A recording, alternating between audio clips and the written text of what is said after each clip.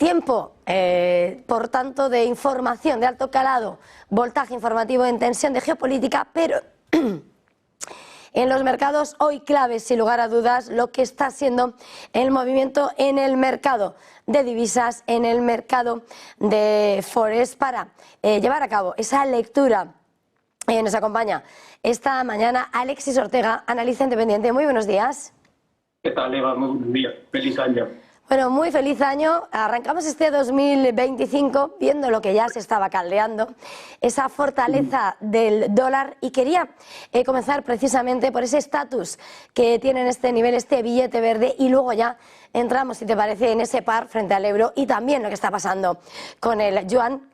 ¿Cómo ves cuál es ahora mismo ese mercado de divisas con ese reinado del dólar? Vale, bueno, de momento ya se ha acabado esa pequeña etapa de 2-3 semanas de Navidad, en donde prácticamente había un cierto grado de estabilidad, en donde de alguna manera se rompió el 1.05 y ya apuntaba que podía de alguna manera ir mucho más abajo, y iniciado ya las negociaciones del nuevo año, el dólar ha vuelto un poco a las andadas.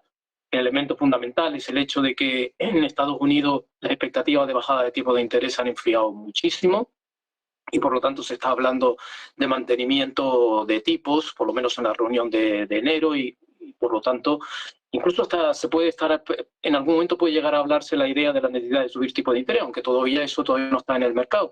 Y desde luego esa expectativa de fuerte bajada de tipos que se ha ido moderando y ahora prácticamente ni se habla de bajada de tipos, lo que está dando a un dólar que se está fortaleciendo contra prácticamente todos sus pares, aunque el más evidente es el del euro, pero es que el índice dólar está por encima ya de los 109.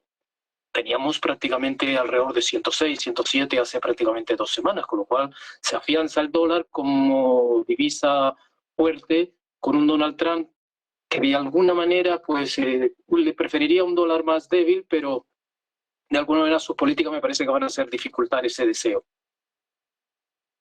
Este escenario, bueno, la canasta de las principales divisas frente al dólar está claro que la vigilamos día a día, pero claro, la radiografía es totalmente distinta con la divisa comunitaria frente al billete verde. Aquí es verdad que puede que se alejen algo los recortes, pero las expectativas de recortes son mucho mayores, y además llega la sombra de esas aranceles de Trump y lo que puede conllevar. ¿Qué pasa con ese eurodólar? Hoy lo hemos visto perder ese 1,03, lo tenemos hasta ahora en 1,03 de nuevo, 1,0301, pero toda la mañana prácticamente ha estado por debajo de este nivel. Sí, lo perdió ayer por la tarde.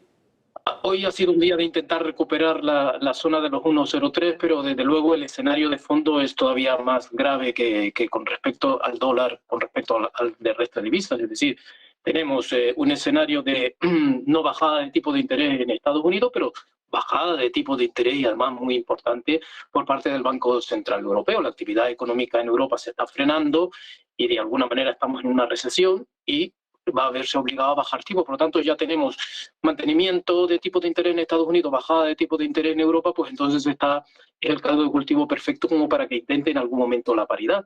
Yo creo que este rebote no es más que un rebote después de la caída de ayer, y me da la impresión de que va a querer intentar en algún momento llegar a la paridad. Cuidado con el 0,9970, porque si se rompe el 0,9970 yo creo que de alguna manera se crea un incentivo muy potente como para irnos otra vez a niveles mínimos que no veíamos prácticamente desde la guerra de Ucrania. Por lo tanto, de alguna manera, este primer trimestre va a ser un primer trimestre que, si no cambian mucho las cosas en este entorno de preocupación por Europa, lo más probable es que tengamos esa lucha por la paridad y la ruptura de la paridad.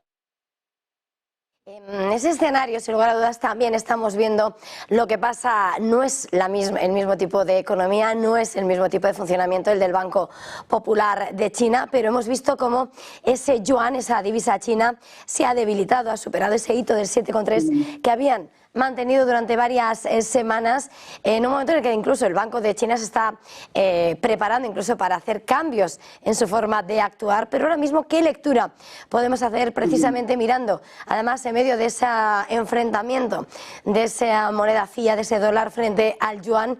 ¿Cuál es la radiografía, Alexis? Sí, aquí hay que tener en cuenta que el yuan es una divisa mucho más intervenida, o por lo menos por un interés por parte de las autoridades chinas de intervenirla.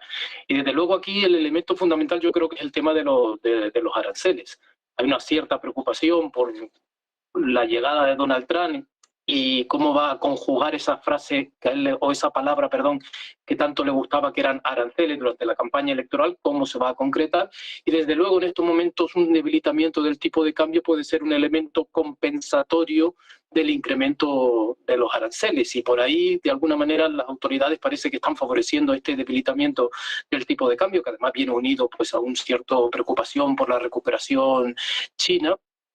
Y por lo tanto, de alguna manera, aquí hay quizás lo que se conjuga más es el miedo a los aranceles y por lo tanto un deseo de las autoridades chinas de debilitar su tipo de cambio. Vamos a ver cómo reacciona Donald Trump a esta especie de pequeña jugarreta para intentar salvar por delante el tema de los aranceles, pero es un elemento que de alguna manera se conjuga con un dólar que de por sí se está fortaleciendo contra todo, con lo cual le va a resultar relativamente bastante difícil. Hay que tener en cuenta de que uno de los elementos que Donald Trump ponía sobre la mesa en su programa político era no solo tipo de interés más bajo, cosa que no va a poder cumplir, y un tipo de cambio también mucho más bajo para compensar un poco el déficit estructural exterior americano. Ambos va a ser difícil que los pueda cumplir. Pues Alexis Ortega, analista independiente, ha sido un verdadero placer comenzar con este análisis este 2025. Feliz jornada, feliz año nuevo y por supuesto muy felices Reyes. Felices a todos. Muchas gracias. Nosotros hacemos